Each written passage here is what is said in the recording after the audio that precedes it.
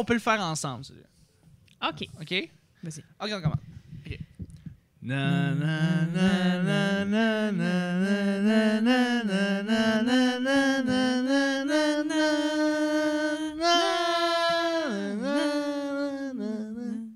Rar! Bonjour, bon matin, bonsoir!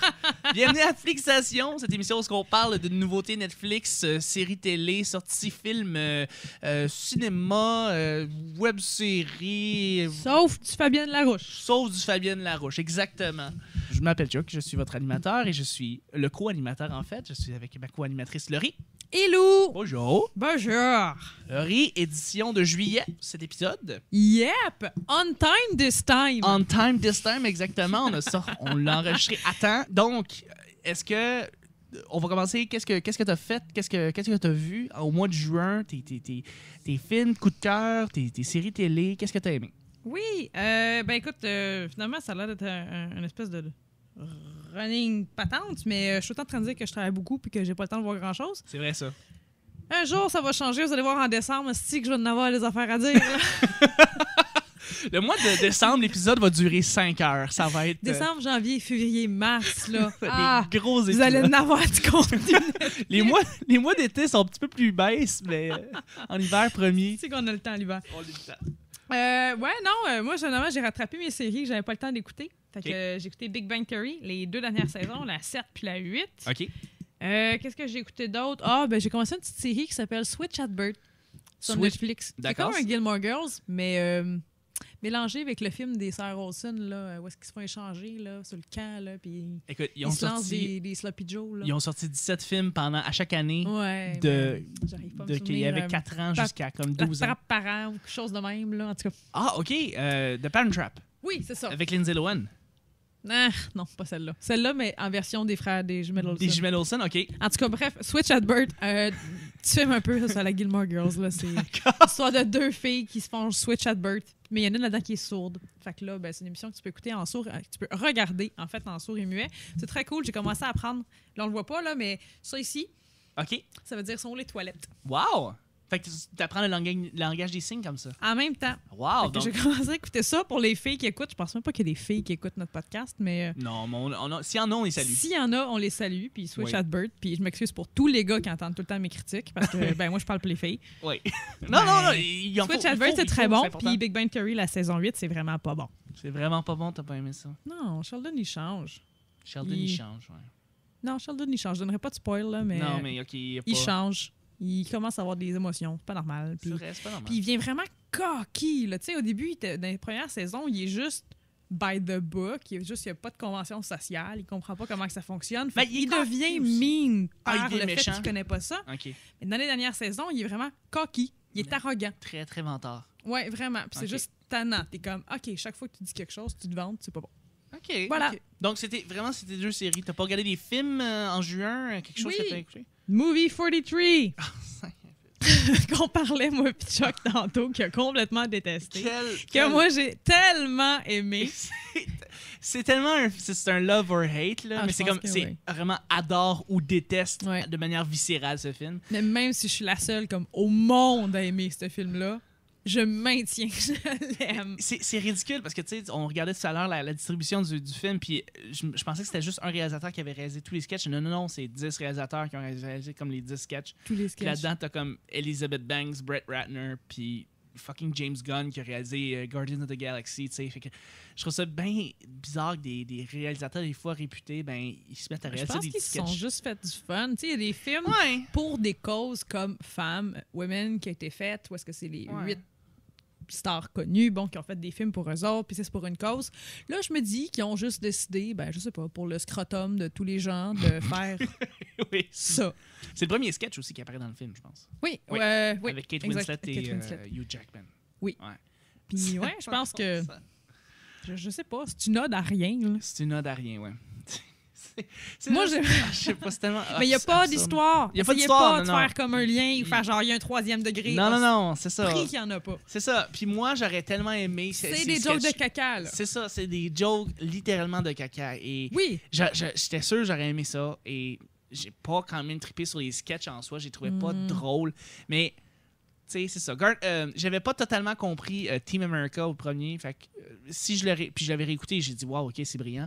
Fait que je me dis peut-être que si je réécoute Movie 43, je vais comme décrocher mon cerveau puis vraiment juste prendre les sketchs. Oui, c'est le même type d'humour que Team America. Là. Prendre les sketchs pour comment ils sont, puis juste rire des sketchs séparés, un après l'autre. Mais je sais pas, pour l'instant, le seul qui m'a dérangé, c'est plus le film avance, plus je trouve que les blagues deviennent scatophiles. Là. Ouais. Ça, je commence à être perturbée. Puis habituellement, je pèse sur stop. Puis je fais, c'est correct, j'ai eu ma dose. Là, tu sais, je l'ai fait écouter à plusieurs mondes. Puis il me semble qu'il y a tout un espèce de malaise dans mon salon dès qu'on passe dans les derniers sketchs. Là. Ouais, Movie 43. OK. Mais sinon, les premiers sont toujours très bons. Fait que tu lui donnes un 8 sur 10? Non. C'est un 3. C'est un 3 mérité. C'est un 3 mérité, mais mais tout à l'heure. Mais tu veux impressionner quelqu'un qui vient chez vous avec des films qu'il connaît pas pantoute, là? Tu vas faire ton frère chier, là, genre Frankenstein en suédois, traversé en russe, puis sous-titré Fuck It Meth, Movie 43. Tu vas leur faire un gros what the fuck. Ouais. Mon Dieu, je me sens vulgaire aujourd'hui. Mais non, c'est correct. Non, j'aime ça que tu sors de ton personnage un peu. Ouais. Disponible sur Netflix, Movie 43. Movie 43. Ouais.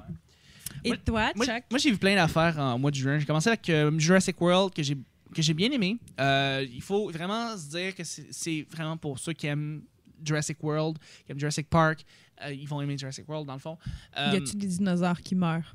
Y a-t-il des dinosaures? Il y a des dinosaures qui meurent, oui, effectivement. Il y en a. Oui, c'est dommage. Mais c'est un... On reprend le même esprit du premier et on y va avec une sauce plus moderne. Et c'est très le fun. Il y a beaucoup de moments où est-ce qu'on ramène, qu'on revient au premier film. Et ça, okay. J'adore ça. Non, j'en parlerai même pas, mais bon, on pourrait juste dire pas que... de spoil. Non, il n'y a aucun spoil. Okay. Mais il y a vraiment des moments où est-ce que tu vas sourire et tu vas faire « Ah ouais, ça, c'est le premier, ça. » Fait que tu vas adorer ça. L'esprit est là. L'histoire avec les deux petits gars, dans le fond, qui sont laissés par eux-mêmes parmi les dinosaures est vraiment le fun. Il y a du sang. Il n'y en a pas beaucoup, mais il y en a. Okay. Il y a de la violence, mais il n'y en a pas beaucoup. C'est des dinosaures. Puis t'arraches la tête rapidement, non? C'est ça. Si on se fie au premier. J'étais allé avec une amie, puis elle avait peur à des moments, puis il y a des moments de suspense, vraiment, comme dans le premier. OK. Fait que c'est vraiment comme le premier. Si vous avez aimé le premier, vous allez aimer celui-là. Trop de CGI, trop d'animation par ordinateur. Vraiment trop. Il y en a trop rajouté. Désolé, c'est juste... Il y en avait trop. Et dans le premier, c'était réputé pour qu'il y ait la tête du T-Rex qui était faite en vrai. Il l'avait vraiment filmé. Puis ça, c'était le fun. T'sais. Mais on est rendu dans une ère où il y a trop d'animation par ordinateur partout. Et j'espère que c'est ça. Star Wars va pouvoir changer la donne parce que J.J. Abrams l'avait dit lui-même. Ouais. On va essayer de filmer le maximum de trucs avec en vrai. Oui. Et on va essayer d'oublier les grands verts qui avaient, on pourrait dire, tué beaucoup de l'esthétisme des prequels de Star Wars avec George Lucas. Parce qu'il y avait littéralement beaucoup trop d'endroits où est-ce que c'était... Tu sais qu'ils étaient autour de murs verts puis que c'était juste... Il n'y avait rien de vrai. Mais là, on essaie de revenir... ils ont fait le vrai X-Wing. Quand ils avaient fait le premier vidéo, là, où est-ce que JJ était dans le vrai X-Wing, c'était le fun de le voir, le vrai X-Wing. Puis les personnages, les maquettes, tout ça, c'était magnifique. Puis, je pense que compte tenu que la suite est déjà en production, je pense qu'ils vont revenir vers ça. Ils vont essayer de faire plus de dinosaures en résine et en plâtre et tout ça. Et ça, j'aime beaucoup ça. Ouais, ben c'est ça qu'on discutait avant l'émission au début tantôt. Mais... Genre, si on garde le même réalisateur puis on décide juste de continuer dans le script ou continuer dans l'histoire en rajoutant plus de travail d'artisan. De travail d'artisan, exactement. On va voir un film on va vraiment être conquis. On va vraiment adorer ça. Ouais. Là, je comprends, le green screen, je veux dire, c'est fou comment il y en a. Il y en a trop. C'est dégueulasse, il y en a trop. Ça vient juste comme vraiment enlever la magie que tu vois. Je veux pas le dire, là, mais la semaine passée, j'étais sur un tournage et la seule partie d'une maison qu'on voit, c'était la porte. Tout le reste de la maison était recouverte en green screen. Là, tu fais, tant qu'à ça, fais-moi la porte en green screen. T'as-tu vraiment eu besoin de garder cette porte-là puis changer toute la maison, là? Entièrement. Elle ne ressemble plus. Elle est rendue verte. Absolument. Mais la porte était là. Absolument. Ça vient vraiment tuer l'âme de certaines affaires quand tu rajoutes trop d'animation par ordinateur. J'ai vu, donc, c'est ça, Jurassic World. On n'a pas parlé de tout à l'heure, mais c'est la grosse série qui est sortie en juin. C'est Orange is the New Black. Oui, c'est vrai. Ben, moi aussi, je l'ai vu, effectivement. C'était-tu bon? Ah, c'était bon. C'était tellement bon. Bon. Je voulais faire j'ai assez sacré au début de l'émission, je vais attendre. Si vous n'avez pas commencé Orange... C'est parfait, c'était ça, c'est ce que je m'attendais, c'est ce que j'ai eu, c'était... C'est drôle, j'ai parlé à ma mère il y a 2 jours à propos de Orange, et puis elle m'a dit qu'après 6-7 épisodes, elle l'a pas embarqué encore, elle l'avait pas aimé. Sophie m'a dit mon amie m'a dit la même affaire. Elle a décroché, puis... je comprends pourquoi ils disent ça. Parce que quand tu commences 6-7 épisodes, c'est que tu es encore en train d'introduire les personnages puis la prison en soi. Puis l'histoire est vraiment tournée autour de Piper. Parce qu'évidemment, tu connais rien d'autre de la série. Et c'est quand tu décides de vouloir creuser un petit peu plus profond que là, tu commences à savoir que là, on va vraiment mettre...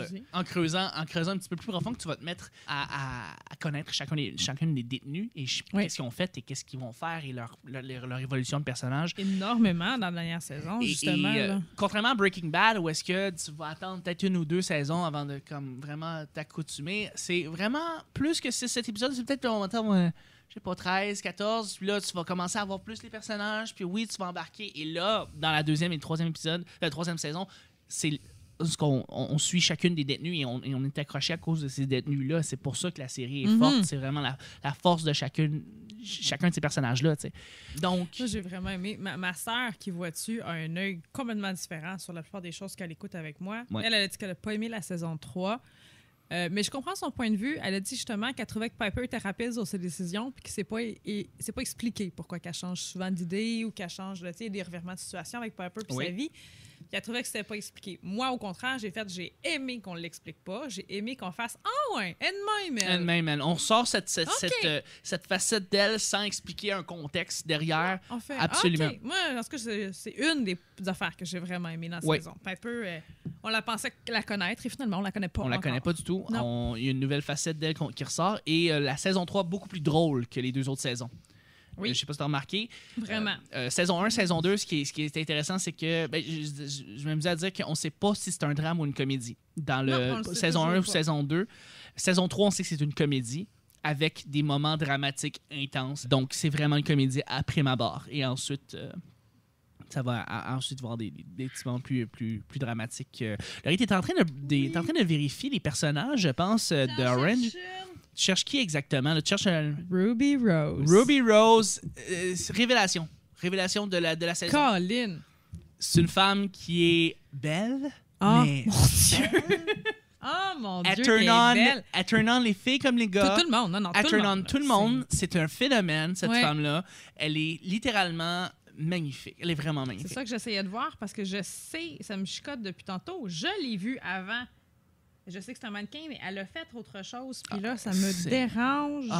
Mais elle est tellement à tomber. Ouais. Elle a gagné l'Astra, d'ailleurs. Okay. S'il y a une personne qui mérite de gagner des prix dans cette série-là, c'est Crazy Eyes. Mon Dieu, oui. Hein? Crazy Eyes est incroyable. C'est ça. Elle a fait Around the Block avec Christina Ricci. Okay. C'est pour ça que je cherchais. Mon Dieu, film, ça fait quoi? 2 ans? 2013. Ah, j'étais pas pire, hein? Around the Block avec Christina Ricci. J'ai pas vu, malheureusement, Around the Block. Fait que je cherchais de où est-ce que je l'avais déjà vu. En tout cas, on la salue, Ruby Rose. Ben clairement, si jamais elle veut être mon amie sur Twitter. On veut tous être son amie, je pense. Ouais, On veut tous la connaître très bien. On va faire de la place, mon petit 4,5, là.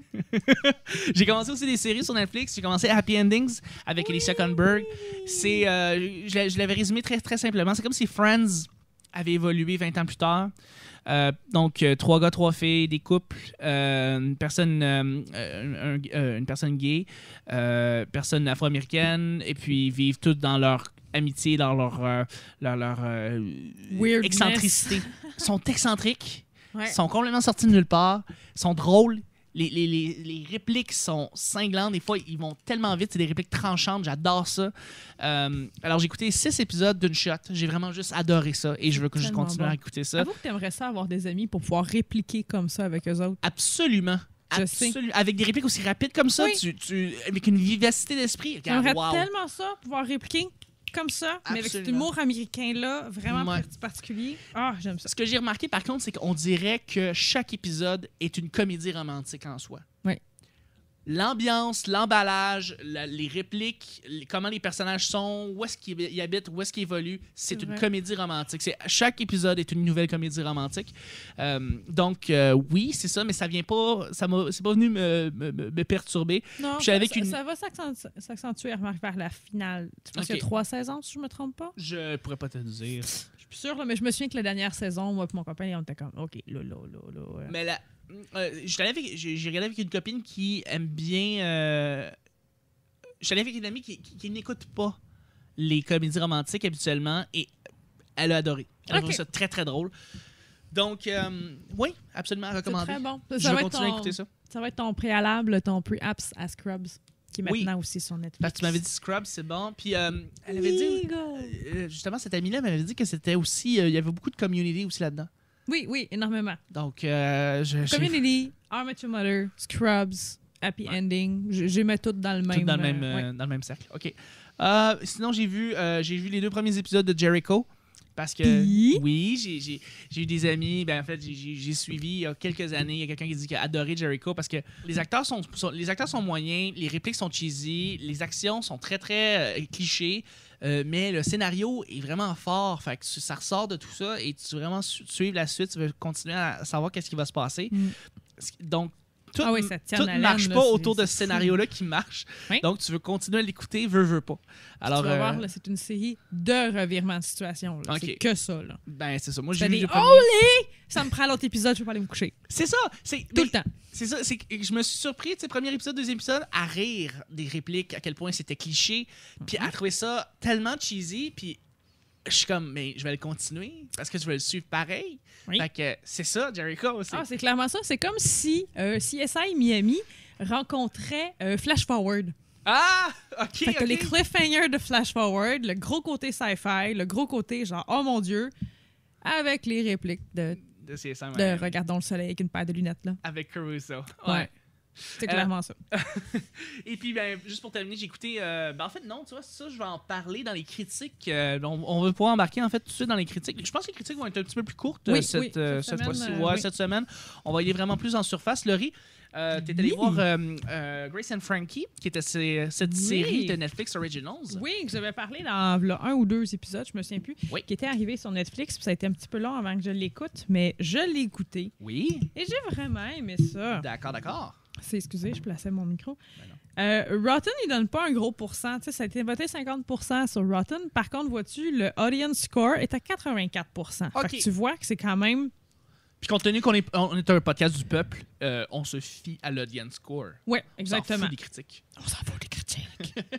Métaphysique critique, c'est de la merde. Bon. Mais pour vrai, on peut voir tout de suite, là, c'est pas une série où est-ce qu'on prône l'art, il n'y a rien de waouh, il y a eu un scénario de fou, il y a... Non, pas tout. Okay. Ce qui est drôle est drôle, ce qui est pas drôle est pas drôle. D'accord. Mais c'est vraiment très drôle. Pour les parties, c'est drôle. Excuse-moi, c'était pas clair, là, mais je vais mettre mes voyelles en face de mes consonnes. Là. C'est bon, il n'y a pas de problème, prends ton temps. Jane Fonda est hilarante. Non seulement hilarante, elle est tellement belle. Je le sais qu'elle est refaite, là, vous me l'apprenez pas, là. Mais elle est vraiment belle. Ouais, mais elle est refaite. Oui, mais elle est belle. OK. Je vais le maintenir pareil. Okay. Il y a eu une scène à un moment donné où est-ce qu'elle est comme en déshabillé de femme de 70 ans, on s'entend, là. Elle n'est pas en latex, là. Puis on la voit, elle a le sein naturel. J'ai vraiment pesé sur pause, puis j'ai regardé ma soeur, j'ai fait « OK, moi, à cet âge-là, je veux sa paire de seins, ça n'a pas d'allure, ça tient à bonne place, c'est pas plissé, fuck, faut qu'on m'explique. » OK. Fait que Jane Fonda, très très belle, très très bonne d'ailleurs, puis Lily Tomlins qui est très drôle là-dedans, elle joue une espèce de hippie chicks, elle est tout le temps comme sur de la sarriette, puis là elle parle, puis elle est genre « Ouais, de la salvia », puis les jokes de drogue sont tout le temps là, puis c'est vraiment drôle. OK. Ouais, j'ai pas tant de choses à dire que ça. Ben, tu sais, avec Martin Sheen qui est aussi là. Je vais te dire personnellement, je trippe pas sur l'histoire des gays. J'ai pas expliqué un peu c'était quoi, mais je sais qu'on en a déjà parlé. Mais le synopsis, en fait, c'est 2 couples qui se connaissent parce que les 2 maris, Monsieur X et Monsieur X, sont des partenaires d'affaires. Oui, ils travaillent ensemble. Et dans le fond, la série commence et on apprend que les 2 partenaires d'affaires annoncent à leurs femmes respectives qui ne s'aiment pas, elles, mais qui sont obligées de se voir parce qu'ils ont des soirées PR, des choses comme ça, qui sont gays et qui les trompent, leurs femmes, depuis 20 ans. Oui. Et là, ils vont se marier. Ouais. Et dans le fond, les deux femmes emménagent ensemble dans cette situation-là de qui prend la maison, puis tout ça. Ouais. Et ils s'aiment pas, puis ils apprennent à se connaître, évidemment. Puis là, t'as les enfants autour de ça, puis bon. Ils sont excentriques un peu, justement. Ils me faisaient penser à un personnage un peu d'Happy Ending. Ils ont voulu faire les enfants très, très excentriques puis très différents. Je pense pour leur donner une petite couleur. Oh, je suis pas encore fan, mais je comprends le chemin que ça prend, là. Mais, ouais, les deux hommes, par contre, je suis pas fan de leur histoire. Quand on arrive à eux autres à la caméra, je fais « OK, je peux te savoir ce qui se passe à l'autre maison. » Ouais. C'est OK. pas... Tu veux ça rester... pas dans... C'est juste comme... moi, je peux dire... T'as mieux... Ouais, t'as mieux c'est comme un Lint versus un Ferrero Rocher. Ouais. Tu sais, ça se tient, mais c'est pas ça. Non, c'est vrai. Vois-tu, versus Jane Fonda et Lily Tomlin de l'autre côté de la maison, qui serait le Ferrero Rocher? C'est quoi qui est mieux entre un Ferrero Rocher et un Ferrero Rocher? Ouais, mais un Lindor, c'est un Lindor. C'est tellement pas bon. T'aimes pas les Lindor? Non. OK, t'es la seule au monde. Je le sais. Mon chum, genre, t'aimes Movie 43 puis t'aimes pas les Lindor, genre. Non, j'aime les Ferrero Rocher. Fucké. Genre, j'aime ça, qu'il y ait quelque chose dans mon chocolat. Pas Avant de juste commencer le podcast, j'aurais dû te connaître mieux, Laurie. Sérieux, là, ça me déboussole. Tu savais que j'aime pas le sirop d'érable? Non! Quoi? What the fuck? Tout le monde aime ça, le sirop d'érable! Mais t'es qui? J'aime pas ça. Laurie! La Laurie que je connais depuis tant d'années! I know! Tout d'un coup, révélation choc. Ouais, j'aime pas le sirop d'érable. Voilà, fallait que ça... Pour vrai, j'aime vraiment pas ça. Je déteste le sirop d'érable. Je suis sûrement la seule Québécoise que tu me dis, ça va avec cabane à sucre, puis je fais, passe-moi un truc. Mais passe un truc sur la tête. tu manges la tire d'érable? Oui. OK. J'aime quand le sirop d'érable goûte le sirop d'érable. Je veux pas que ça soit à quelque chose. Je veux pas que ça soit sur quelque chose. Ouais, mais... Genre, déforme pas le sirop d'érable. Mais tu fais-tu des recettes avec du sirop d'érable? No! Tu fais pas de recette avec du sirop d'érable? Faut pas que quelque chose goûte l'érable. L'érable goûte l'érable. Puis... Mets pas ça sur quelque chose. Le sirop de poteau? Non. Non, OK. Non, mais c'est pas non plus... Non. Ben, je fais du faux sang avec, fait que je t'avoue que j'ai ouais, une petite aigu, là. Je suis capable de salut le habitants qui font de l'excellent sirop de poteau. Oui! Bref, Grace and Frankie. Donc, Grace and Frankie, oui. Je vais lui donner un... Étoile Netflix, j'y avais donné un 4, mais dans mon cœur à moi, c'est un 7 sur 10. OK. Mais, ouais, c'est ça. C'est pas révolutionnaire, mais c'est attachant, c'est drôle. Des vieux qui font des blagues de drogue, puis d'alcool, puis de lendemain de veille, c'est vraiment très drôle. Les premières relations sexuelles du monde qui Tinder date à 70 ans, c'est drôle, très ça. drôle. Ça va être très bon, ça, ouais. Fait que, oui, définitivement, ça, ouais. 7 sur 10. Puis, dans le fond, tu dirais, mettons, tu le comparais, mettons, à l'ancienne, ou la série précédente de Netflix Original qui était sortie de comédie, qui était Unbreakable Kimmy Schmidt. Tu préférais Unbreakable Kimmy Schmidt? Je préférais Unbreakable Kimmy Schmidt. OK, parfait. Mais j'aime plus ce petit humour, justement, extravagant de Kimmy Schmidt. Oui. Puis la petite toune, tu me l'as mis dans la tête. Unbreakable! Ouais. Je sais. Fait que oui, j'ai regardé ça et j'ai écouté aussi le documentaire des Backstreet Boys. Ouais. Qui était là. C'est bon! C'est bon! Je l'avais mis un reminder dans mon agenda, puis quand je me suis réveillée le matin avec mon alarme, ça a fait que lève-toi. Moi, c'est lève-toi grosse fesse, là. Oui. Ça a fait lève-toi grosse fesse. Le Backstreet Boys, nanana, le Netflix pop-up, j'ai fait oh, ça va être une belle journée! Ouais. Puis l'alarme, c'est everybody! Puis je me suis levée avec mon café, là, vraiment, genre, aujourd'hui, je prends le temps d'écouter ça. Donc, c'est le documentaire sur les Backstreet Boys. Pour tous ceux qui connaissent ce groupe des années 90, qui était sorti en juin, le 16 juin, si je regarde mes notes. Oui, c'est un documentaire attendu. Oui, c'est un documentaire vraiment pas sur leur spectacle. Essayez pas. Il y a pas les chansons connues que nous on connaît sont pas souvent dedans. On va voir leurs chansons qu'on n'a jamais entendues. Ceux qui pratiquaient avant, parce que donc, les c'est deux Backstreet Boys, albums. ça l'a pris. Non, c'est les avant que leur carrière parte en fait. Ils ont fait beaucoup de chansons plus Monsieur, Madame, tout le monde de Sandasha, je veux dire, là. Des chansons d'amour qui pognaient dans les gymnases. Ils faisaient beaucoup de gymnases d'école. C'est vrai. De Sandasha. C'est pas, on peut oublier qu'ils ont une carrière en Europe avant de s'en venir ici, avant de s'en aller aux États-Unis. Ouais. Fait que nous, ceux qu'on connaît, c'est vraiment plus tard leurs chansons, en fait. Leurs premières sont pas là, puis c'est eux qu'on voit beaucoup pratiquer. C'était un groupe d'acapella au départ. C'est un groupe qui a été formé de force. Oui. Ils se connaissaient pas. Comme les boys band des années 80, fin Oui, 2000. exactement. Et c'est... le band il a été créé par quelqu'un, en fait, qui n'a jamais fait ça de sa vie, qui était un producteur de télé. OK. Puis un gros... un big, dans le fond, à Los Angeles, en fait, en Floride. Je sais pas, excuse-moi, je dis n'importe quoi, là, c'est un big en Floride. Qui faisait ça et qui les a formés en disant, bon, ben moi, je suis rendu là dans ma carrière, j'ai envie de former un boys band puis voir qu'est-ce que ça donne. Et ça a été leur gérant pendant très longtemps.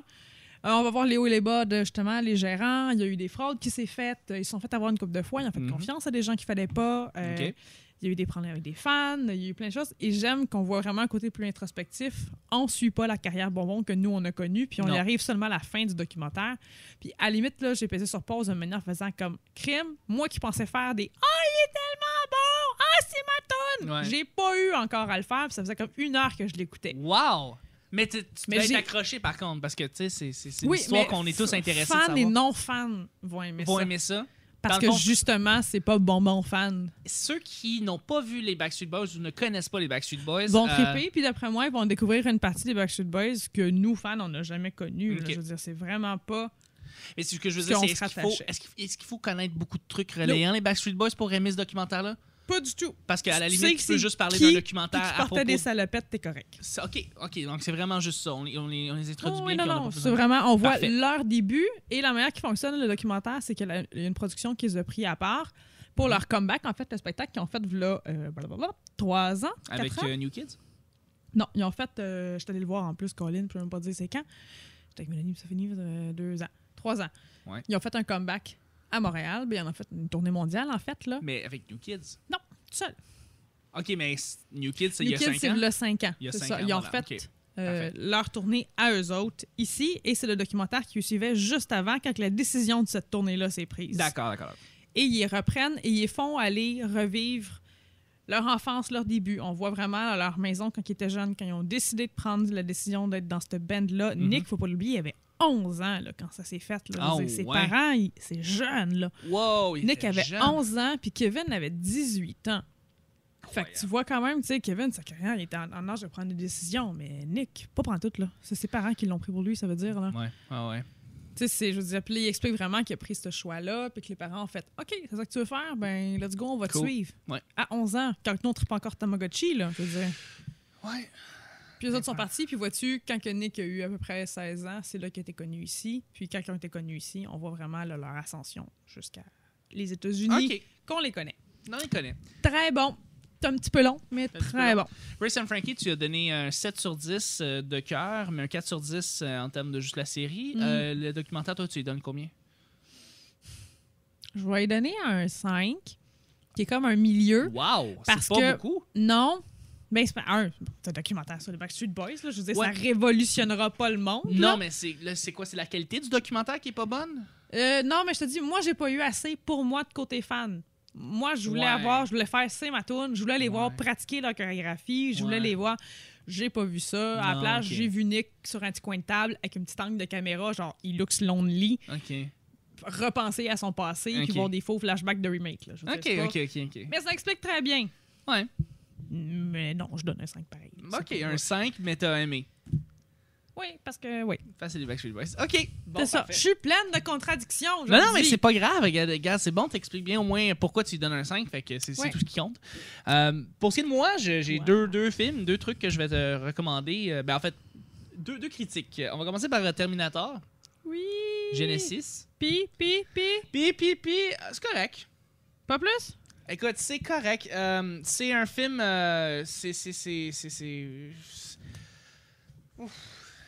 J'ai l'impression que Terminator, c'était un très bon action hero, un héros d'action, des films d'action des années 90.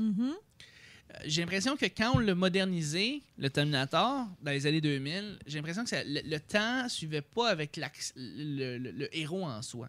Je trouve que c'est un héros qui a été fait pour les années 90. Fait de le voir encore aujourd'hui, en train de faire son affaire de Terminator, tu le trouves un peu...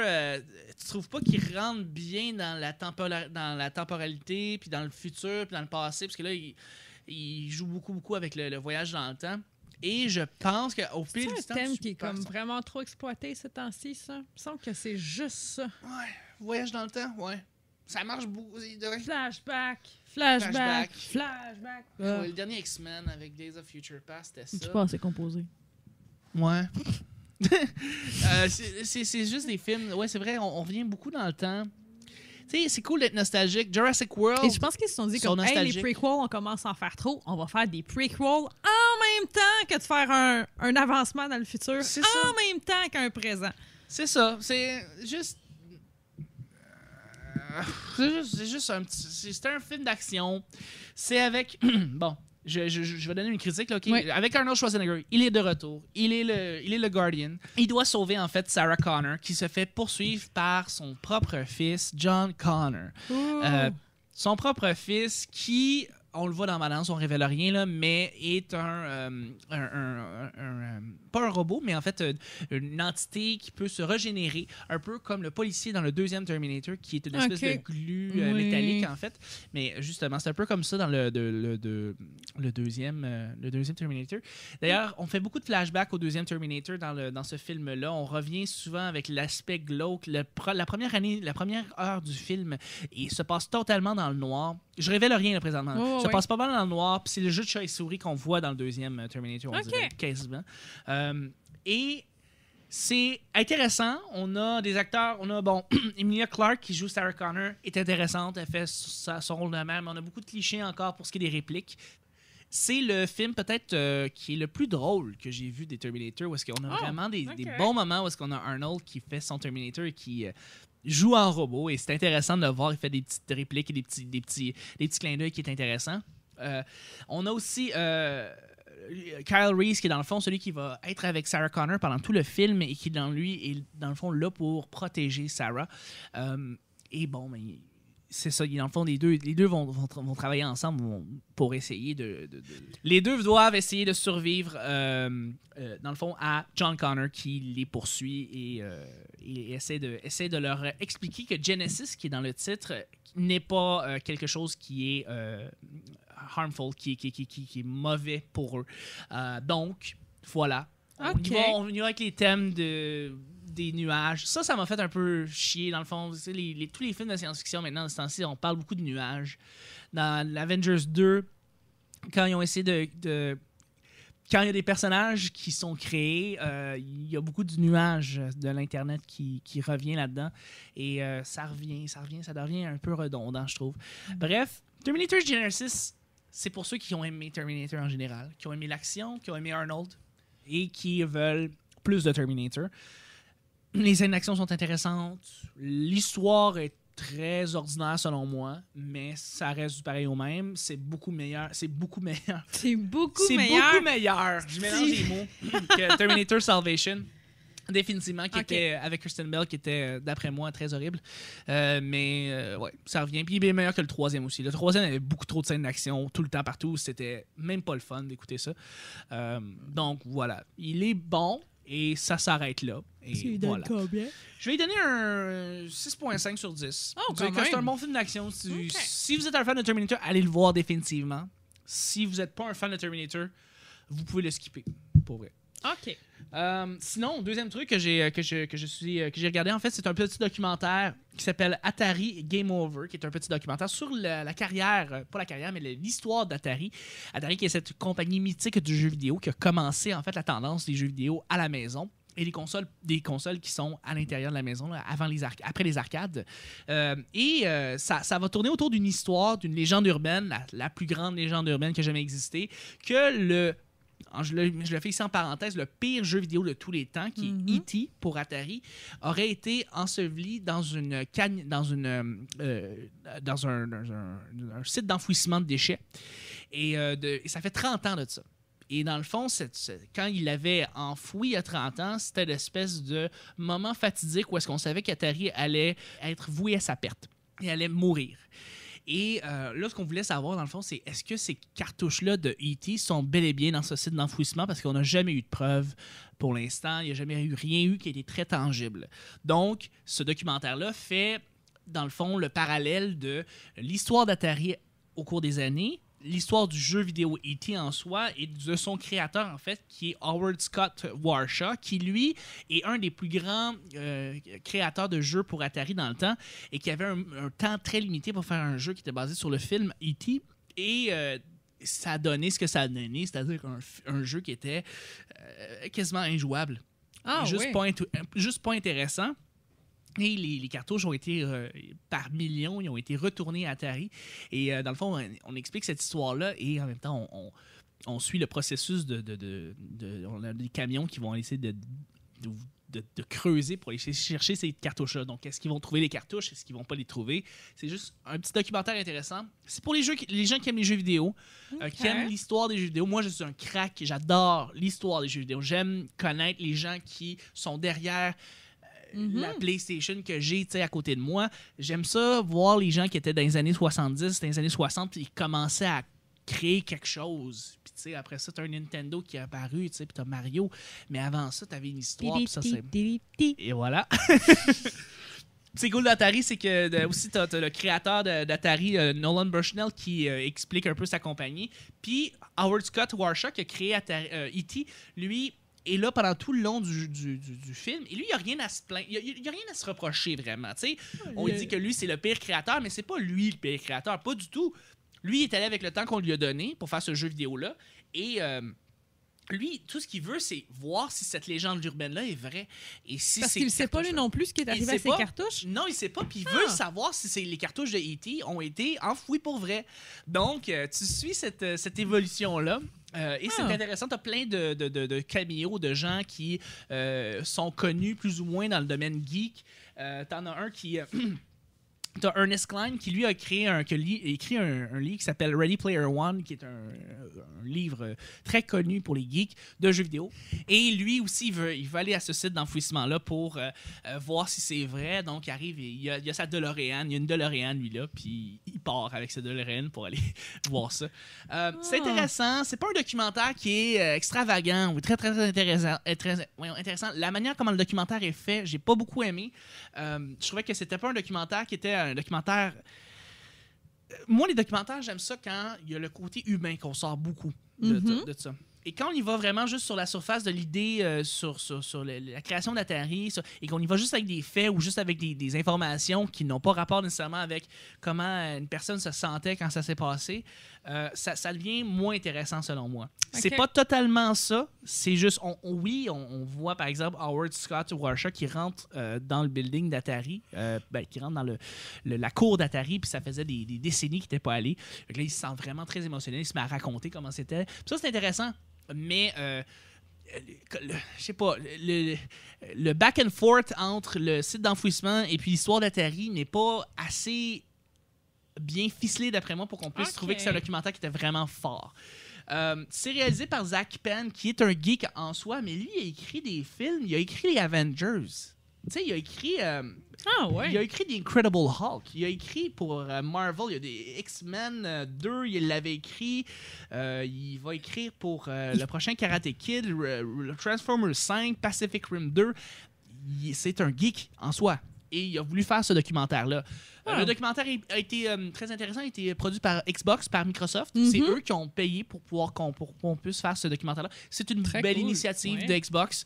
Très cool. J'imagine que ceux qui ont une Xbox One peuvent voir ce documentaire-là pratiquement gratuitement. Là. J'imagine qu'ils ont le droit. Mais sinon, c'est sur Netflix. Donc, je vous conseille de le voir pour ceux qui aiment les jeux vidéo en général. Si vous voulez connaître une parcelle de l'histoire, c'est pas le meilleur documentaire sur les jeux vidéo qui existe, mais c'est intéressant de jeter un petit coup d'œil. Donc, Atari Game Over. Wow! Voilà. Ben oui, mais tu me fais penser pendant que Netflix a une série qui s'appelle Inside. Oui. Oui, Inside. Je sais pas si on en a jamais parlé, mais j'en ai écouté quelques-uns, oui. Il y a les Inside Lego, ça, Inside bon. Pixar. Oui, McDonald's, Chipotle. Oui, j'ai vraiment trippé. J'en ai écouté tout plein. J'ai commencé à les écouter, en fait, à cause du documentaire sur Elmo que j'ai vu, qui était sur Netflix. Being Elmo? Being Elmo, oui. Je veux le voir, vraiment, c'est bon. J'ai adoré. Et ce documentaire-là, je l'ai écouté, la bouche ouverte tout le long, là, pleine de passion. Puis, c'est un documentaire très émotif, apparemment. C'est très émotif et c'est vraiment bon pour un support créatif. Tu as besoin de te remettre sur une bonne ligne. Ouais, je dépasse un peu. Oui. Tu as besoin de te ramener sur ta ligne créative. Tu cherches à prendre poigne à quelque chose pour te ramener, là, on va dire, des termes créatifs, là, mais tu cherches ton Dieu créateur, là, si on peut dire, là, t'écoutes ça. Là, ça te remet dedans, t'es vraiment primé, t'es parti, puis c'est de la passion pure, c'est de la détermination, c'est vraiment bon. Puis c'est ça qui m'a donné le goût après ça d'écouter toutes les Inside. C'est intéressant. Tu vois, des documentaires qui inspirent, des documentaires qui inspirent puis qui te motivent à continuer ou à travailler dans le domaine que tu veux travailler, c'est les documentaires qui, d'après moi, ont le plus... Moi, par exemple, je pense à Comedians de Jerry Seinfeld, qui est dans le fond un documentaire sur les humoristes que je trouve absolument génial. Et c'est des documentaires comme ça, tu sais, Being Elmo, si tu me dis que c'est un documentaire qui t'aide à créer, qui te motive à créer, qui te motive à trouver ta muse, ton inspiration, c'est tant mieux. Écoute, moi, je veux l'écouter, là, tu me donnes le réécouter. Ah, tu suis vraiment la carrière de Kevin Clash, là, qui est le puppeteer, là, le marionnettiste, là. C'est bon. C'est bon. Puis tu vois, ce gars-là, je veux dire, il a fait... Mon Dieu. Il a fait de son art, de sa passion, son art, et de son art, sa job. Ouais. Puis... non, c'est... Parlant de documentaire, si vous êtes allé sur la page de Fixation, j'avais mis un petit quelque chose. Il y a 3 documentaires en un mois sur l'humour qui sont sortis. Donc, ils vont sortir, en fait. T'en as un qui s'appelle Live from New York, évidemment, qui est basé sur... qui va parler de Saturday Night Live, des 40 ans. Il y a ensuite I Am Chris... Colin, le fameux comédien qui était aussi dans Saturday Night Live et qui a fait une tonne de films, notamment avec David Spade. Bonjour, bon matin, bonsoir, c'est Chuck. Je me suis rendu compte pendant le petit montage qu'il y a eu des problèmes avec le son, ce qui a fait en sorte, malheureusement, qu'on n'a pas pu continuer pendant les prochaines 2 minutes. Donc, je vais juste expliquer qu'est-ce qui va suivre. En fait, on va continuer sur le jeu qui est de choisir selon le site Flickchart entre 2 films. Et puis Laurie et moi, on doit sélectionner le film qui nous intéresse le plus entre les 2. Donc, on continue tout de suite. Il faut que tu choisisses entre les 2 films. Ah ouais.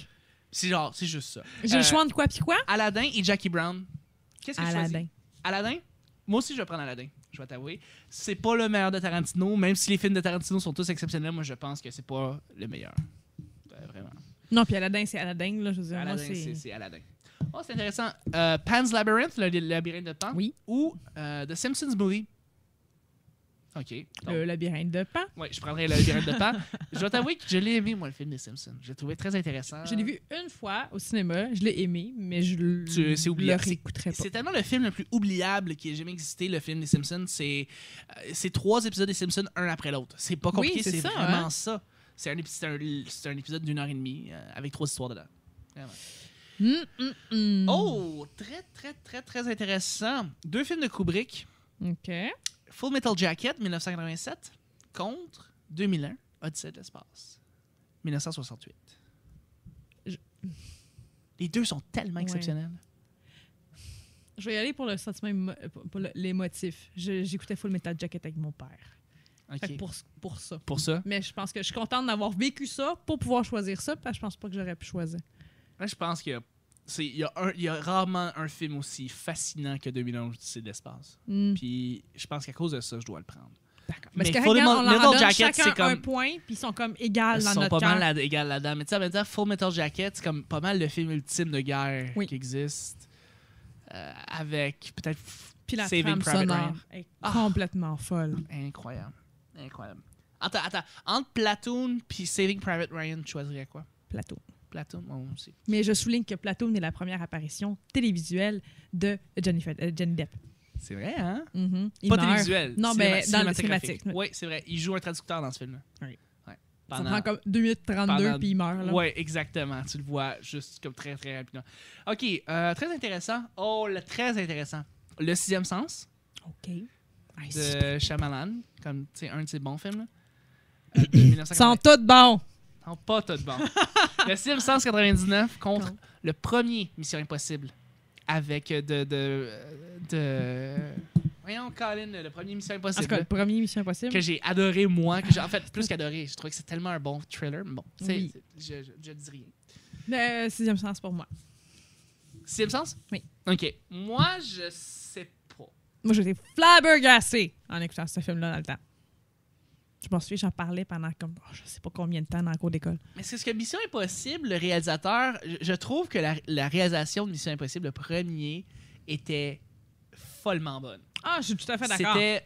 C'est Brian De Palma qui l'avait réalisé. Puis Brian De Palma a un style que j'adore. Oui. Très, très européen. Oui. Et c'est ça. J'ai adoré le premier. Puis j'ai trouvé tellement cool avec la TGV. Il y a des scènes qui sont inoubliables.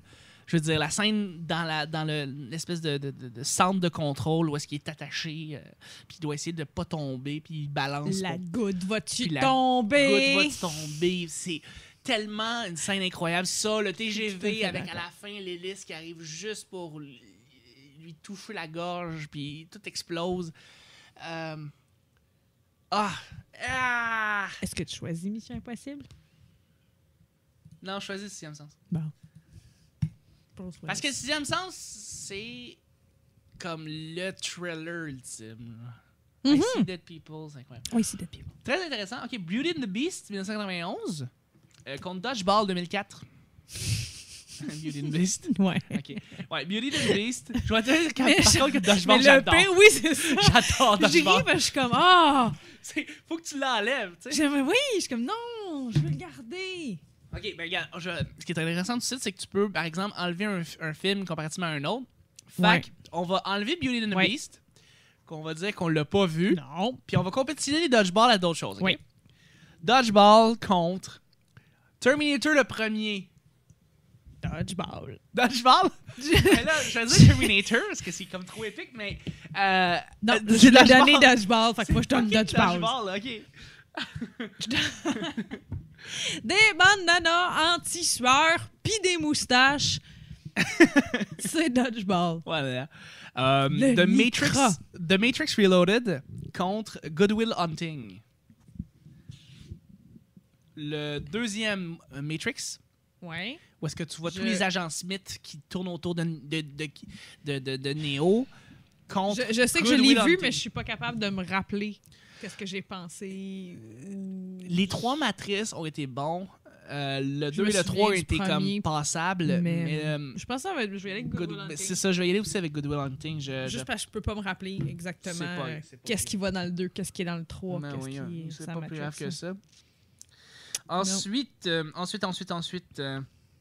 Fait que quand j'ai vu pendant ce temps-là, pendant que ça load sur College Humor, ils ont fait une espèce de top 10 des acteurs qui meurent le plus souvent à l'écran. OK. Et Nicolas Cage était dans ce top-là.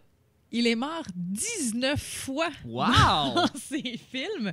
Et je le savais pas. Puis j'ai pas été chercher plus loin, là. J'ai vu ça vite en m'en venant tantôt. Mais j'ai fait comme, il meurt tant que ça? Ça a l'air. En tout cas. Moi, je suis content qu'il meure autant. En tout cas, Moi, je me suis dit, à un moment donné, tu vas partir en vacances, puis je vais te mettre des faces de Nicolas Cage partout dans ton appart. je pense que tu devrais faire ça. J'ai vraiment hâte de le faire. OK. Ça fait comme partie des choses que j'ai hâte de faire. Nicolas Cage est À tellement choc. un acteur que je peux pas comprendre comment il choisit ses films / comment il réagit par rapport à ses projets. 2 films de sorcières qu'il a fait dans même 6 mois, je Genre, pense. Season of the Witch, quelque chose comme ça, puis Ouais. The Wicker Man. L'apprenti sorcier. Ouais. Mais ça fait... Ah, l'apprenti sorcier aussi. Ouais. OK, Ghostbusters 2 OK. contre $1 Million Baby. $1 Million Baby. $1 Million Baby, ça, c'est pas compliqué. Pas vraiment OK. compliqué. Oh, intéressant. Le premier, Planet of the Apes, 1968, avec Charlton Heston, que je n'ai pas vu, contre History of Violence 2005, avec Viggo Mortensen. Que je n'ai pas vu. Bon, ça va bien. Moi, j'ai adoré History of Violence et je suis sûr que le Planète des singes de Charlton Heston va être bon. Là. Moi, j'ai adoré, mais c'est C'est sûr. sûr. Pas vu, Toi, ça sera pas compliqué. Inglourious Basterds 2009 contre Talladega Nights de Ballad of Ricky Bobby avec Will Ferrell. Inglourious Bastard. Mais parce que ceux qui ne le savent pas, je suis pas capable. Will Ferrell, je comprends son rôle, mais je suis pas capable. C'est bon. Talladega Nights, c'est une des meilleures surprises qui est arrivée en 2006. Pour vrai. Mais bon, en passant, je dis ça de même, je trouvais ça brillant comme film parce que c'est un film qui niaise le NASCAR, mais il niaise les gens qui trippent sur le NASCAR, puis à quel point on américanise trop tout.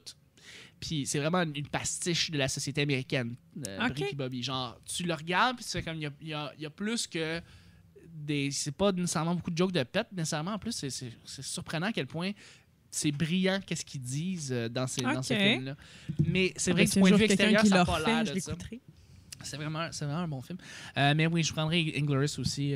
Quel bon film de Tarantino. C'était bon. C'était tellement bon. Mm. Il n'y a pas une minute où est-ce que j'ai eu de l'ennui dans ce film-là. Non! Je veux dire... Les scènes sont tellement bien faites. En tout cas, Halloween 1978 contre Three Kings, Trois Rois 1999 avec c'est le film de guerre avec George Clooney. Three Kings pour moi. Ah oui. Mais Halloween, je ne les ai pas écoutés avant très très très très tard. Je suis pas une fan des films d'horreur. Et comme je dis, j'écoutais beaucoup de films avec mon père et Three Kings en faisait partie. Moi, j'ai pas vu Halloween. Le premier, 78, j'ai pas vu. Bon. Fait que, on va le skipper. Mettons, on va mettre Three Kings. Mettons Three Kings contre quelque chose d'autre. Contre quelque chose d'autre. Three Kings contre... War of the Worlds. 2005 avec Tom Cruise. Film de Steven Spielberg. Ok, ouais, moi, je prendrais Three Kings aussi là-dessus. Je sais pas si je l'ai pas compris, War of the Worlds, mais j'ai vraiment pas aimé ça. J'avais une face de what the fuck tout le long. OK. C'est bon, c'est bon. Genre, qu'est-ce que je suis en train de faire? J'écoute ça, là. OK.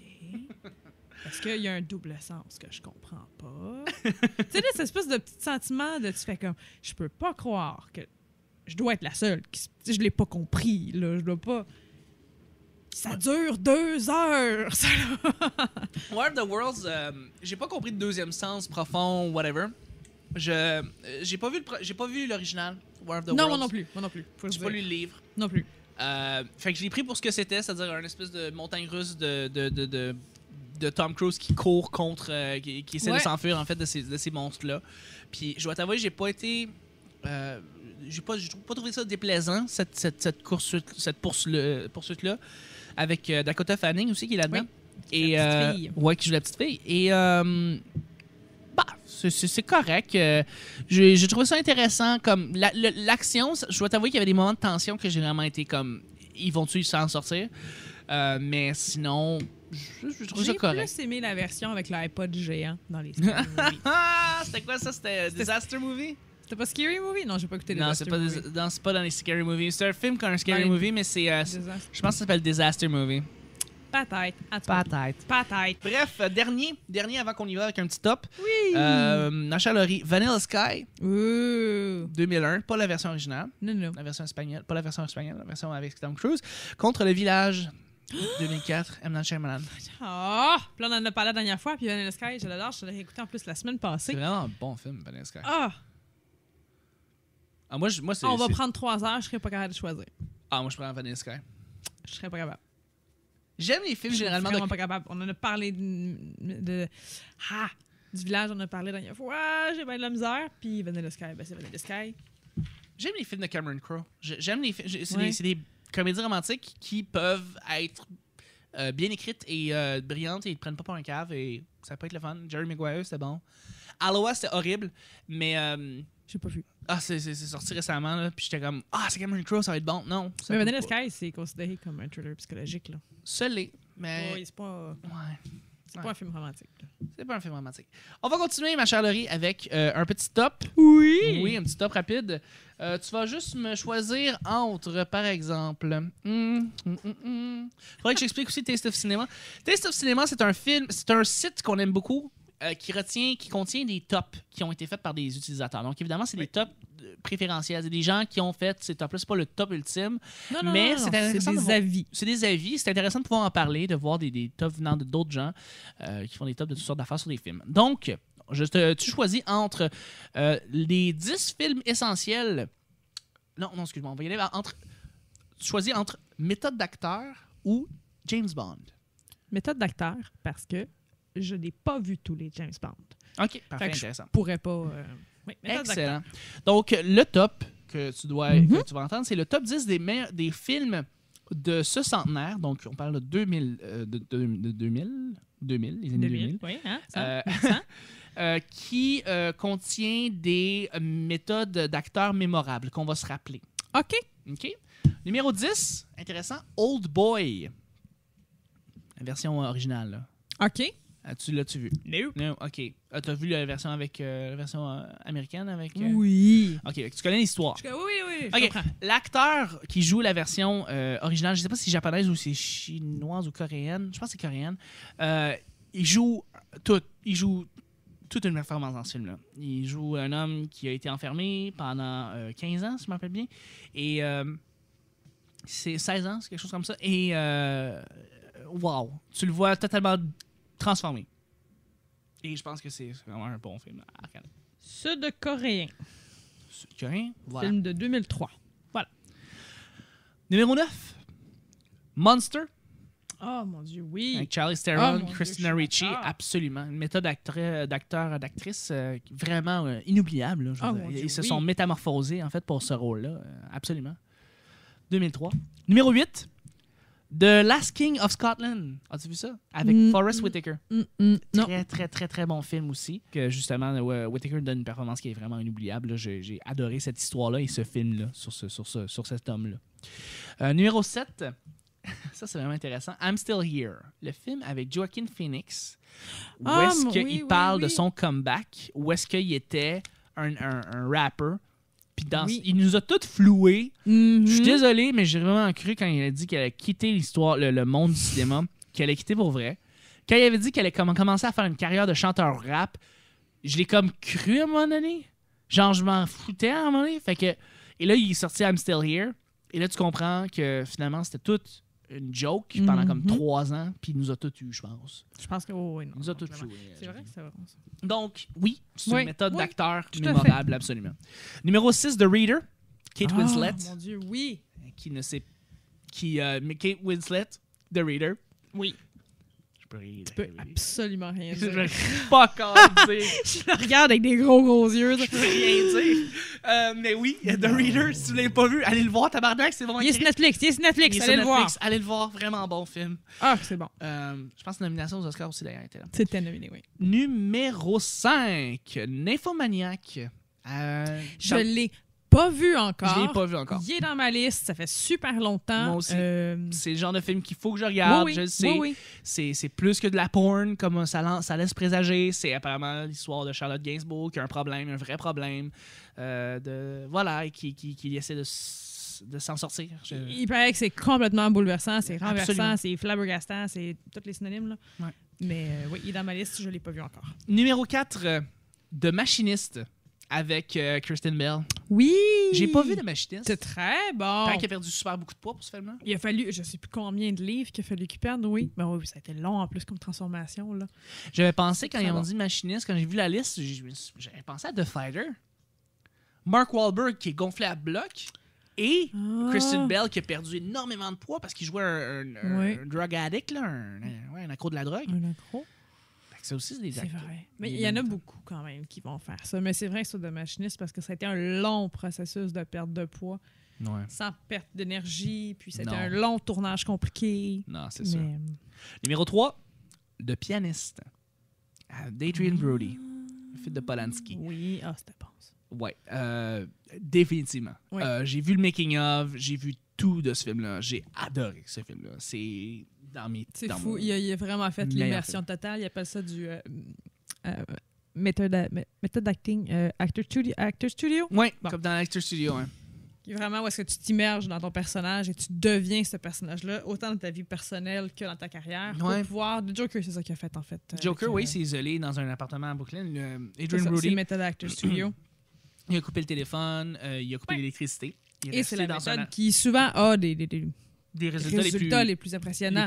Parce que tu deviens réellement le personnage. Mais j'imagine que d'en ressortir après, c'est là que ça devient... C'est là que ça devient difficile. Puis c'est là que les acteurs ont la misère un peu à revenir à la surface parce que justement, ils ont tellement été immergés dans leur personnage que... Oui, ça.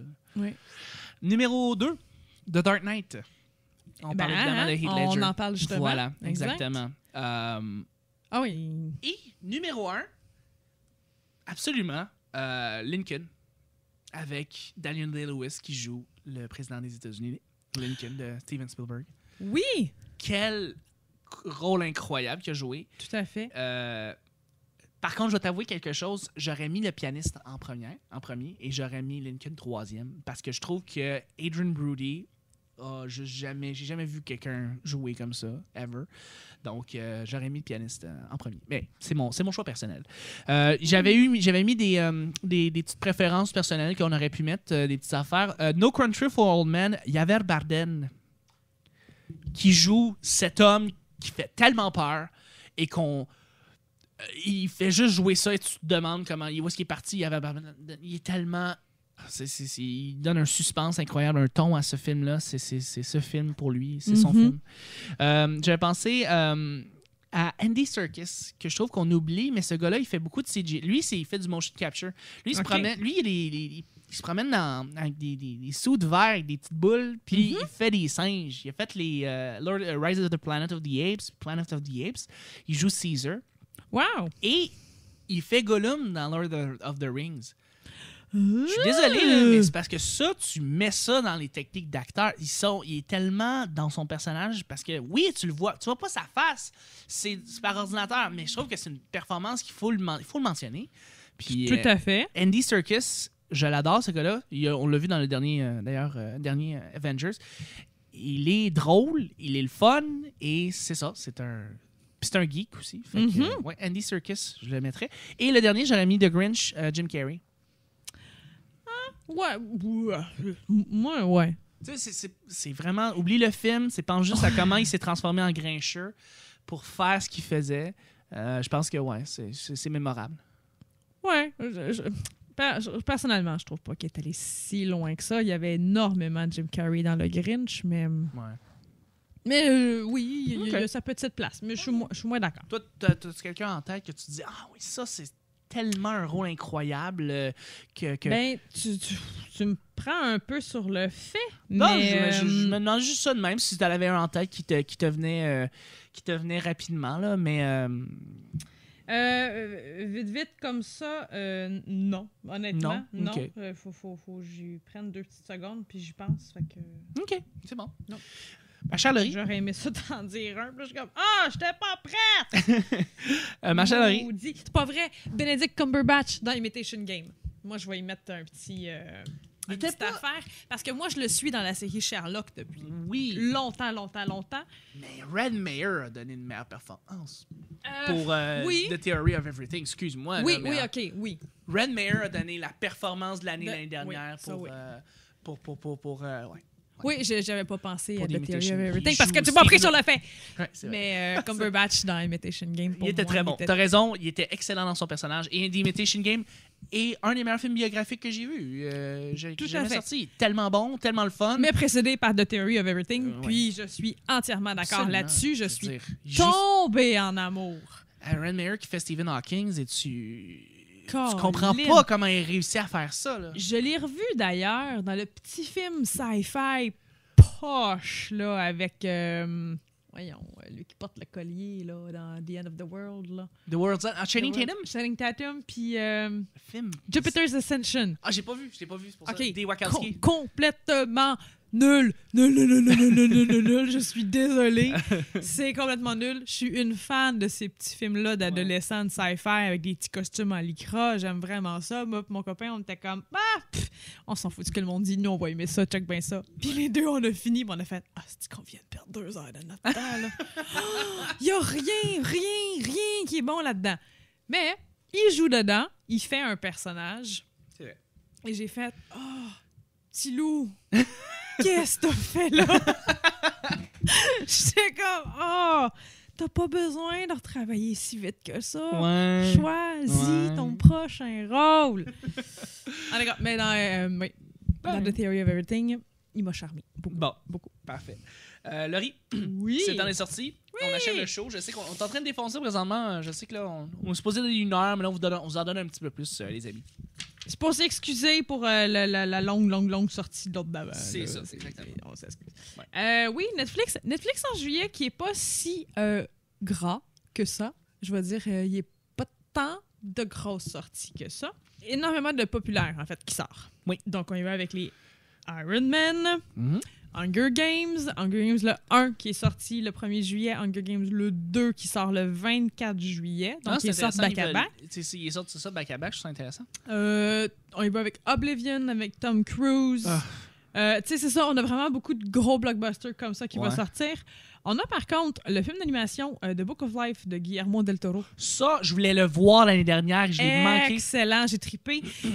Parce que j'aime il sort le 1er juillet. OK, 1er juillet, parfait. Il sort le 1er juillet.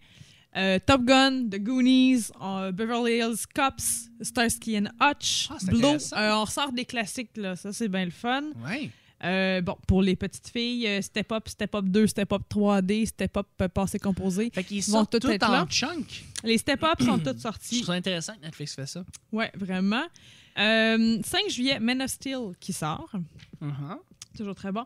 Qu'est-ce qu'on va avoir? Witches of East End, une série qui existe déjà, la saison 2 qui sort le 7 juillet. On a Hells on Wheels, la saison 4 qui sort le 4 juillet. Ça, faudrait que je le commence. Ça. C'est très bon. C'est l'histoire des chemins de fer? Oui. Ça, j'ai écouté ça. BoJack Horseman qui sort la saison 2 le 17 juillet. Ça, j'ai hâte. 17 ça, juillet. BoJack Horseman, c'est une série avec c'est Will Arnett qui joue le cheval. Et c'est drôle, cette série-là. Je l'ai mis dans ma liste. Mon copain adore ça. Ouais, c'est vraiment bon. J'ai des amis qui écoutent ça. C'est cool que tu m'annonces qu'il revient en juillet. 17 juillet. Je Et petit film d'animation, Penguins of Madagascar, le 15 juillet. OK. Ceux qui n'ont pas vu. Ouais. Sinon, pour ceux qui ont des enfants à la maison, énormément de films d'enfants qui vont sortir. J'ai pas fait la liste cette fois-ci, là, mais il y a des petits films de sirènes. Les petits... Ah oui, films pour la famille. Exact, les films pour la famille, là, ça va être servi. Mais comme je vous dis, c'est pas un mois bonbon. Il y a des mois, des fois, que tu fais « Oh my God, tout va sortir! » Non, c'était juin, juillet.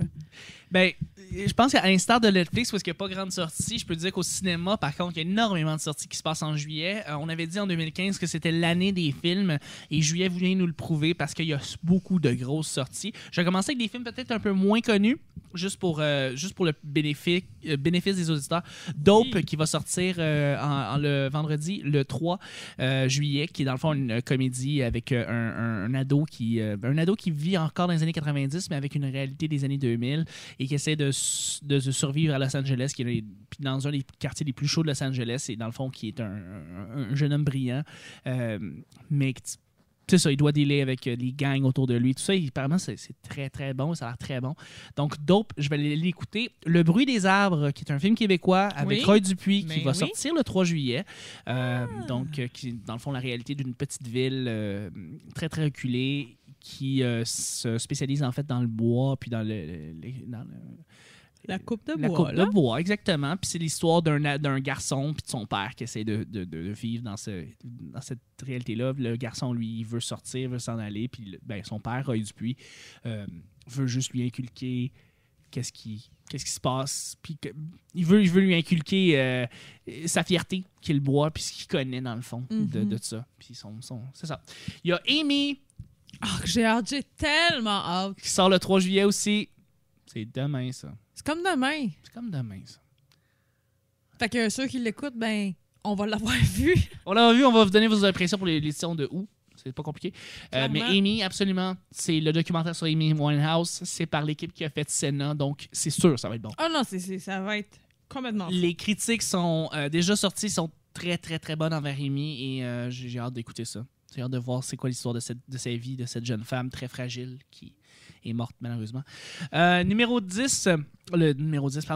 10, là, on va y aller dans un petit peu plus connu. Immortal, qui va sortir le 10 juillet, qui est l'histoire, dans le fond, avec Ben Kingsley, de cet homme qui va prendre la peau d'un jeune homme, qui est de l'acteur, comment il s'appelle, canadien, là?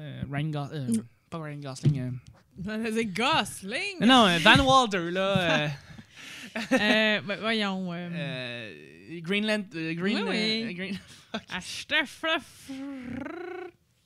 Voyons. Comment ça, je peux trouver ça? Side Blake Lively. En tout cas, c'est Van Wilder. Ouais. Mais non, c'est ça. C'est l'histoire, dans le fond, d'un très, très riche homme qui va prendre la peau de quelqu'un d'autre parce que, bon, il était mourant et là, maintenant, il peut être immortel, on pourrait dire, et continuer sa vie à travers le corps d'un jeune homme plus fringant. D'un beau jeune homme, disons. Je sais tellement pas de qui tu parles. Là. Pour de vrai, là, je regarde la liste puis je suis comme, il n'y a aucun Van Wilder là-dedans. OK. C'est Henry Cavill qui joue dedans? Non, pas du tout. En fait, c'est avec Ryan Reynolds. Ryan Reynolds. Voilà. Ryan Reynolds, mesdames et messieurs. Ryan Reynolds était l'acteur du jour. T'as raison. Le 10, on sort Immortal, mais on sort en même temps les Minions. Je pense que je suis la seule qui a pas hâte. Colin. Ok, attends, on va juste réécouter. J'ai peur qu'ils tuent les Minions. Je pense pas, non. Je pense pas. Tu sais, Penguins of Madagascar, je suis pas d'accord. Non, j'étais pas d'accord moi non plus. Minions, pour les mêmes raisons, je suis pas d'accord. Je suis très d'accord. J'espère, dans la bande-annonce, je les ai vus comme s'ils parlaient. Puis je suis désolée, les Minions sont pas censés parler. Ils sont censés parle faire pas. pouet, puis banana. Ça dit banana. Puis ils parlent dans une espèce de langage comme l'espéranto mélangé avec l'espagnol. Puis ça fait ça. Puis c'est le fun. Ils sont pas censés parler. Ils sont censés faire didou, banana. C'est ça qu'ils vont faire. Là, j'ai l'air de comprendre ce qu'ils disaient dans la bande-annonce. Tu vas l'écouter, Laurie, essaye pas. Je vais l'écouter. C'est sûr. Mais tant qu'il va être Netflix. OK. J'irai pas au cinéma pour ça. OK. Je vais aller voir Amy à la place. Le 17, Ant-Man. Oh yeah! Ça, j'ai hâte. Avec Ça, Paul Rudd. Oui. Ça va être très cool. On va avoir aussi... je suis tellement également excité pour ce film-là parce que c'est comme le film, pour moi, la comédie de l'été. Ça va être Trainwreck avec Amy Schumer. Et dans le fond, cette femme qui va peut-être devenir la femme la plus drôle aux États-Unis, on ne sait pas. Ça reste Kristen Wiig, mais ça reste que Amy Schumer est très drôle. C'est une femme qui, dans le fond, est dans sa trentaine, qui travaille dans un magazine pour hommes et qui vit sa vie de célibataire et qui couche avec ici et là, puis dans le fond, rencontre quelqu'un. C'est une comédie romantique en soi. C'est par ceux qui ont, je pense... Eh ben, c'est Paul, c'est le gars qui a fait toutes les comédies des 10 dernières années avec tous les acteurs là, qui s'appelle Hey, on l'a tué aujourd'hui. Pas le maudit.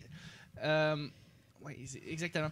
Donc, Judd Apatow. Judd Apatow. Apatow. Oui, Judd Apatow qui est Judd Apatow. le maître des comédies depuis les 15 dernières années, on pourrait dire. C'est lui qui réalise le film. Et dans le fond... Tilda Swinton qui joue dedans. Il y a Tilda Swinton qui joue dedans, effectivement. Puis, c'est très intéressant. Colin Quinn qui joue le papa. Et Colin Quinn... Brie Larson, LeBron James, Bill Hader, quand même. Mais Bill Hader, tu sais, c'est Bill Hader. Il est excellent, Bill Hader, dans tout ce qu'il fait. Oui. Bref. Voilà, c'est ça. J'ai vraiment, vraiment hâte de voir Trainwreck. Il y a aussi Mr. Holmes qui sort avec Ian McKellen qui joue le vieux Sherlock Holmes. Oui! Puis c'est son histoire, puis il essaie de raconter comment ça s'est passé dans sa vie, puis les affaires qui étaient peut-être pas vraies à son sujet, puis il essaie de... Puis j'imagine que là-dedans, dans toute cette histoire biographique-là, il doit y avoir une espèce de mystère qu'on va résoudre, un peu à la Mr. Holmes. Ça va être vraiment intéressant. J'ai hâte de le voir. Ouais, vraiment. Tu me fais penser, là, mais t'as-tu vu Inside Out, finalement? Je l'ai pas vu encore, non. Hey, d'ailleurs, si vous voulez savoir, pour les auditeurs, en fait, aussi, si vous voulez savoir pourquoi il y a tant de trucs de Sherlock Holmes qui sortent, c'est pas compliqué, c'est parce que l'œuvre écrite de Sherlock Holmes existe depuis plus de 50 ans et à cause de ça, les droits sont gratuits. Alors, tu peux faire des histoires de Sherlock Holmes comme tu veux et ça te coûte rien. Donc, on s'en sert, puis on fait ce qu'on veut avec Sherlock Holmes, dans le fond. Paper Town...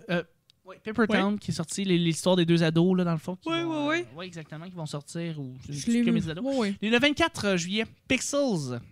Oui. D'Adam Sandler. Oui. T'as-tu hâte de voir? Moi, j'ai hâte. Mais moi, j'aime beaucoup Adam. Moi, j'aime comme moyen. Comme tu le connaissais. OK. Moi, Adam, je l'aime bien. C'est ton Jack. Mon Jack. Ah ouais. Le 31, Mission Impossible, Rogue Nation. Oh yeah. Donc, ça, j'ai vraiment hâte. Et puis aussi The End of the World qui sort le 31, qui est l'histoire avec, qui est dans le fond avec le gars qui joue dans How I Met Your Mother et aussi Forgetting Sarah Marshall, qui est Jason Segel en fait, et qui est un musicien, quelqu'un dans le fond qui suit la carrière d'un vieux musicien. Ça a l'air d'un petit film indépendant, très très bon, très personnel et apparemment très poignant. Donc, The End of the Tour, qui est dans le fond, c'est un film musical, une fiction avec Jason Segel qui joue sur un espèce de reporter qui va suivre l'histoire d'un musicien. Ça a l'air très bon. Donc voilà, c'est toutes les sorties qui vont sortir, les grosses sorties, là, évidemment, pour le mois de juillet. Wow! C'est ce qui termine en fait Fixation. C'est un petit peu plus long, mais c'est parce que vraiment, on avait beaucoup de choses à dire et c'est pour vous autres. Oui. C'est ça. C'est comme 20 minutes cadeau. C'est 20 minutes cadeau. Laurie, où est-ce qu'on te retrouve? Moi, sur Face de Livre, sur Laurie Frigon Maquilleuse, sur ma page, ou sinon sur Twitter, sur Frigon Laurie, ou sur Instagram, Frigon, Laurie, barre en bas, Mua ou Laurie Frigon, barre en bas, de toute façon, Mua. Là, si vous allez sur le Twitter de Flixation, on a mis les 2 noms de vos co-animateurs qui sont là. Donc, vous pouvez juste cliquer dessus directement dans la petite description de Twitter. Vous trouvez son nom de Twitter là. Mais c'est les Frigon Laurie. Oui, mais il me semble que sur Instagram, je suis petite barre en bas, Mua là, pour Make-up Artist. Mais sur Twitter, on peut le retrouver justement Flixation sur Flixation LC. Oui. Vous pouvez nous retrouver aussi sur Facebook, sur Flixation, le podcast. Le podcast qui est là, exactement. On met des belles images bien le fun. Oui. Pas modifié du tout. Pas pantoute. Non. Ça a l'air d'un Photoshop fait dans Paint. Là, je sais, c'est pas... Ouais, exactement. C'est mon immense talent. J'adore ça. Moi, je me lève le matin puis je reçois un courriel de Chuck qui me dit on a une belle image. Je suis comme, je suis Romy, t'es Michel. Et voilà. Exactement. Je trippe. Lisa Kudrow, exactement. Si vous voulez me rejoindre moi, Chuck, vous pouvez aller sur @ChuckTL et aussi sur Chuck Thompson sur Facebook. Et c'est ça, je vous recommande vraiment d'aller voir on est aussi sur YouTube. Oui. Si vous voulez écouter l'émission d'intégralité, toutes les émissions de Flixation sont sur YouTube. Donc, vous n'avez pas besoin de les télécharger directement sur votre ordinateur.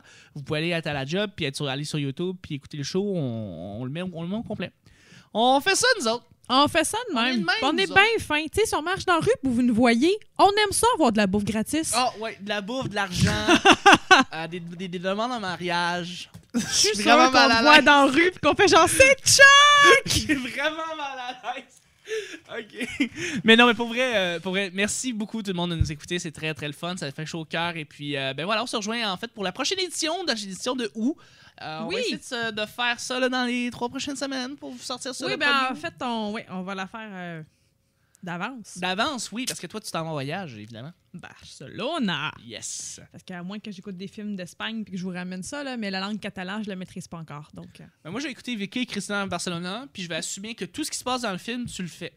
OK. Fait que tu vas rencontrer Yaver. Oui. Puis tu vas te transformer en Scarlett. Tu vas faire un trip à 3. Ouais. Tu vas te transformer en Scarlett.